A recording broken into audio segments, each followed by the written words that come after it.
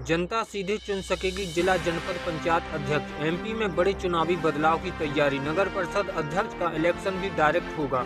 मध्य प्रदेश में जिला पंचायत और जनपद पंचायत अध्यक्ष पद के चुनाव अब डायरेक्ट हो सकते हैं। मतलब जिस तरह से जनता सीधे महापौर चुनती है, वैसे ही वह जिला पंचायत और जनपद अध्यक्ष का चुनाव कर सकेगी।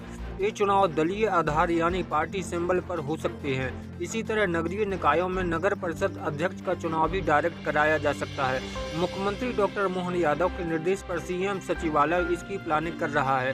दरअसल पंचायत के चुनाव गैर दलीय आधार पर होते हैं। राजनीतिक दल सीधे उम्मीदवारों को टिकट नहीं देते, बल्कि उन्हें समर्थन देते हैं। इसकी वजह से इन चुनावों में जोड़ तोड़ और खरीद फरोख्त जमकर होती है। पॉलिटिक्स एक्सपर्ट भी मानते हैं कि यदि ये चुनाव सीधे होंगे तो जनप्रतिनिधियों की जनता के प्रति जवाबदेही बढ़ेगी। जानिए क्या है पंचायत चुनाव की मौजूदा प्रोसेस और क्या बदलाव होने वाला है। 29 जुलाई 2022 को मध्य प्रदेश में जिला पंचायत अध्यक्षों के चुनाव हुए थे। इस दौरान भोपाल में जिला पंचायत अध्यक्ष के चुनाव में नाटकीय घटनाक्रम देखने को मिला था।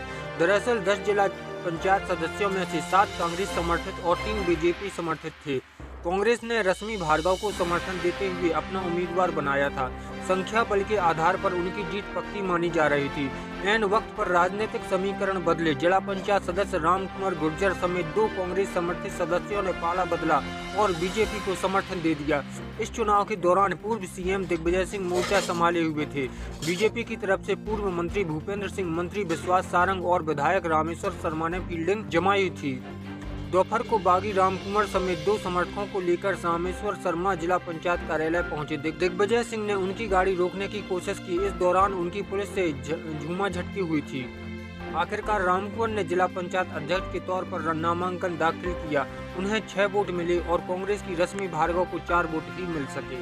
पंचायती राज और नगर निगम मामलों के जानकार बताते हैं कि सरकार यदि जिला, जनपद और नगर परिषद अध्यक्ष के चुनाव डायरेक्ट कराना चाहती है तो इसके लिए नगर पालिका और पंचायत राज अधिनियम में संशोधन करना पड़ेगा। इसके लिए विधानसभा सत्र के दौरान पंचायत और ग्रामीण विकास विभाग तथा नगरीय आवास और विकास विभाग की ओर से कानून में संशोधन का प्रस्ताव कैबिनेट के समक्ष लाया जाएगा। कैबिनेट की मंजूरी के बाद विधानसभा से संशोधन होगा।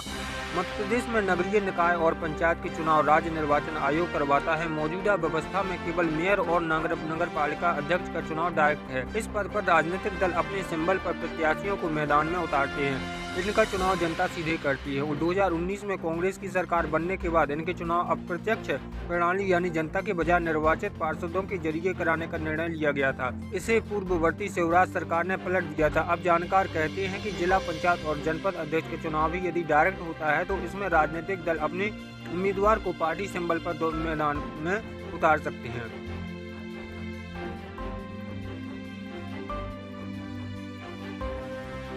जिला पंचायत अध्यक्ष और जनपद अध्यक्ष के चुनाव सीधे मतदाताओं के जरिए कराने की सरकार की तैयारी को लेकर अभी मंत्री और अधिकारी खुलकर कुछ कहने से बच रहे हैं। पंचायत मंत्री प्रहलाद पटेल से जब इस बारे में जानकारी चाही गई तो कहा गया अभी ऐसा प्लान नहीं है, आगे कुछ होगा तो बताया जाएगा। इसी तरह नगरीय निकायों में नगर परिषद अध्यक्ष पद के सीधे चुनाव को लेकर होने वाली कवायद पर नगरीय विकास विभाग के अफसरों ने जानकारी से इनकार कर दिया है। मध्य प्रदेश राज्य निर्वाचन आयोग के पूर्व सचिव और रिटायर्ड IAS अधिकारी GP श्रीवास्तव कहते हैं कि सीधे चुनाव कराना अच्छा फैसला है। इससे सौदेबाजी और धमकाने पर रोक लगेगी। वर्तमान व्यवस्था से सही आदमी चुनकर नहीं आ पाता।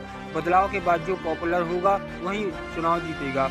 उन्होंने कहा सीधे चुनाव जीतकर जो व्यक्ति पद पर बैठता है उसकी रिस्पॉन्सिबिलिटी ज़्यादा होती है। उसे पता होता है कि अगली बार चुनाव जीतना है तो काम करना होगा।